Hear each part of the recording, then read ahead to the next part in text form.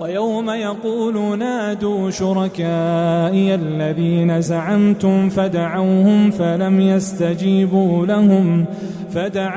فلم يستجيبوا لهم وجعلنا بينهم موبقا ورأى المجرمون النار فظنوا أنهم مواقعوها ولم يجدوا عنها مصرفا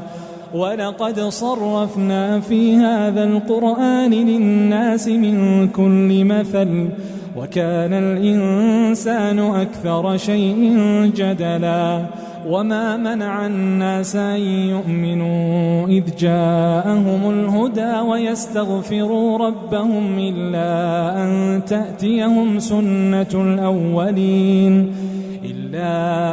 تأتيهم سنة الأولين أو يأتيهم العذاب قبلا